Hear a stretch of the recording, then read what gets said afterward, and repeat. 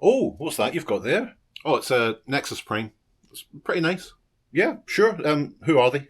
Well, they are one of the original 13 primes, and they're the very first combiner. And how do you know that?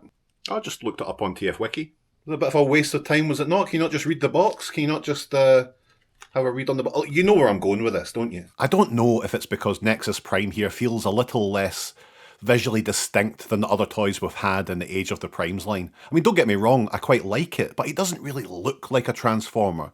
Certainly not when paired up with toys from the line that certainly sit on the opposite end of that visually distinct spectrum.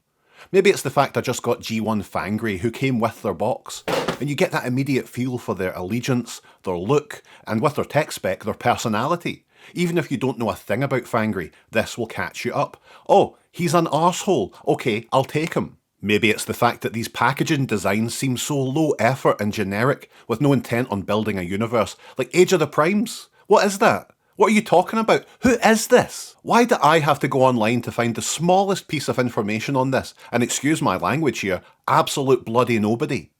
Oh, Gavin, just look them up online. No, kiss my arse. I fell in love with the Transformers because of stuff like this, and I know that I'm not alone in that. You can't decide which toy to get as a kid, you plump for the ones with the personalities that you connect with. The tech specs enhance the toy experience, that in turn enhance the comics or the TV shows. And without those extra spokes to the storytelling wheel in 2026, tech specs are more important than ever.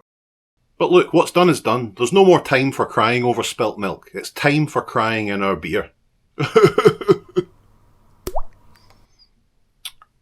Because you know what, despite this topic clawing at my hide like a big harpy, there's still some magic here. I like Nexus Prime.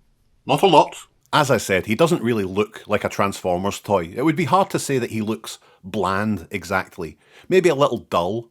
Anonymous perhaps. But in that way that I've spoken about where he'd look comfortable on a birthday card in 1986, and if they pass that smell test, then surely they've done something right.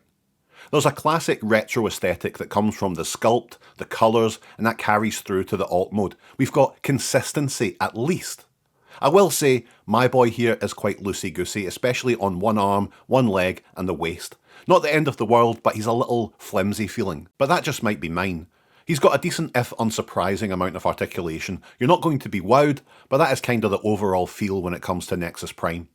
We get two blaster wing things. They have a hinge, so you can choose how they're displayed on the back, or as weapons. It's entirely up to you, the viewer of this video. Assuming you have the toy, that's the barrier to entry, I'm afraid. No point crying to me. The other accessory is the enigma of combination. Now, I know I've already come across as an absolute curmudgeon who can't accept the future crashing around his ears, but I already kinda dislike the enigma as a concept. It makes the combiner teams themselves feel a little less special, to me at least, and creates a magic MacGuffin that we're supposed to lose our minds about whenever it's mentioned. Oh, geez, I'm in a bad mood today. You can hide the enigma underneath the backpack piece here, or he can hold it.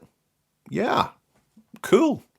His wrist rockets are blast effect compatible, as are the guns. You don't get any blast effects, but I've added some since I may have a few in reserve. Now, the transformation, whether you like this guy or not, probably hinges on this. The transformation itself, very satisfying. There isn't a lot to it, but each part is engaging, it's tactile, it all clicks together very nicely. That part, I would say, is the best thing about this toy. It's just fun to do. Now, you might lose me here. I totally understand why you might actively hate this alt mode. It is a flying brick. It's a shoebox with wings and a nose cone. It objectively stinks, but I genuinely love it. In pictures, I scoffed with the rest of you, but in hand, I just like it. Again, there's a classic retro sensibility here. This mode feels more at home on some vertical shooter than it does on something you'd see flying around in our atmosphere. And I get it, I do, but there's just a heft to it, a ridiculousness to it that gets me. That nose cone is beautiful too, and how many times do you get the chance to say something like that? Oh. Of course, being the first combiner, the alt mode's shortcomings are more directly due to Nexus Prime becoming the upper torso for Nexus Maximus. He has a big head stored in him, and look, I'm not even interested in that. I'm not combining him. No, if you wanted to get me excited about him being a combiner, perhaps mention it on the fucking box, or in the instructions even. So he's the first combiner, and the giant head isn't even mentioned. Plus you need, what, Silverbolt for that? I will be shagged if I'm buying Silverbolt in 2026. No, I'd rather buy a faceless robot who could commit a crime in broad daylight and then have witnesses stumped when police ask them for a description, it seems. What a hypocrite. And all that moaning took up so much of the video. Nexus Prime? More like takes his time. Eh? Am I right, people who think that I should be shackled to their interpretation of what done quick means? Fuck, why am I so angry today? The world.